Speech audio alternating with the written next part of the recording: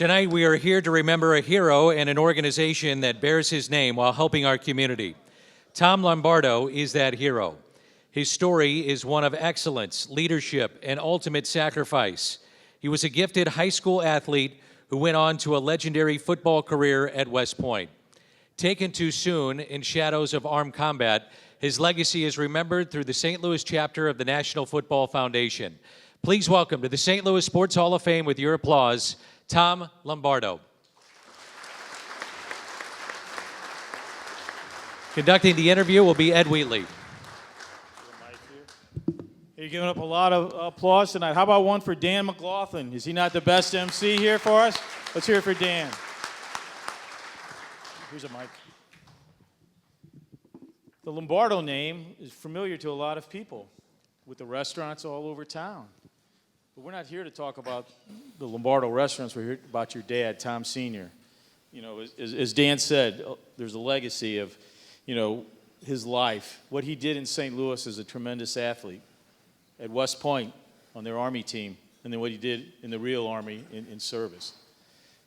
Tell us a little bit about the background first, about St. Louis, what he does, because he was a premier athlete, and because he was taken so soon, we don't remember that, but today we are. Sure. First of all, I saw Frank Cusimano here earlier, and the best toasted ravs in St. Louis are Lombardos, by the way. I wanted to make that comment. My dad went to Soldan High School, and they won a state championship. He won 11 letters as an athlete at Soldan. They won like I said, they won a state championship, but he was also the public high league leading scorer during his high school career. And after graduation, he then spent the first year at St. Louis University. Yeah, people forget that St. Louis U had a football team, even through the first forward pass in football history. But yeah, he did. But he left St. Louis U, went up to West Point. Correct. Now, this is during the war, the World War II, and West Point was a 3-year university at that time because of the war. And he ended up captaining the 1944 West Point team, which was undefeated national championship team. They outscored their opponents 504 to 39. That's how strong the team was. They beat Coach Ivy's Notre Dame 49 to nothing that year. I want to remind you of that, Coach. And they just had a fabulous team. For the next 2 years after he graduated, they were also undefeated. So they had 3 years of not losing a football game. And as a matter of fact, today there is a plaque in the locker room at West Point that's a quote from General George C. Marshall during World War II that reads, "I need an officer for a very secret and dangerous mission. Get me a West Point football player." So that plaque is still touched by the cadets as they take the field at West Point. Yeah, and we talked about your dad was the captain of that team. He was the quarterback of the team, and they had Mr. Inside and Mr. Outside running backs. They just, as you said, number one in the country.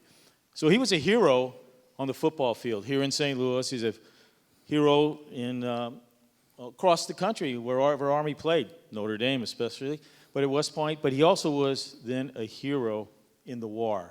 He coached a little bit at West Point after World War II, but he went over to Japan, and then he got called into service in Korea.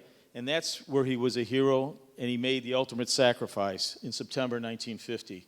You want to talk a little bit about that part of it? And then, because that's where the tie to the National Football Foundation and the naming of the foundation after your dad comes about. So give us a little bit about what that foundation does in memory of your dad.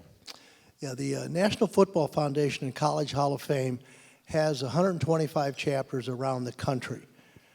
Our chapter here in St. Louis, which is spearheaded by Bob Button, is probably number 5 in the country of all of those chapters. And we promote the sport of amateur football. We provide scholarships to seniors in high school that have excelled not only in the gridiron, but in the classroom as well as citizenship.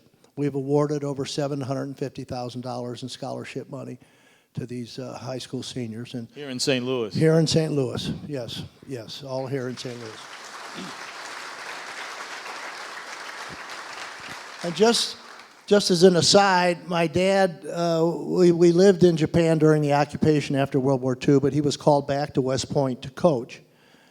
And Vince Lombardi was an assistant coach at that time in 1947 at West Point, serving under the famed Army football coach Earl Red Blake.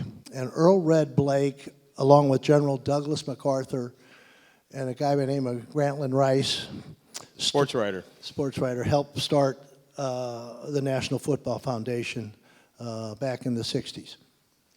So, 27 years ago, the Football Foundation here in St. Louis, they took the name, the Tom Lombardo chapter for St. Louis.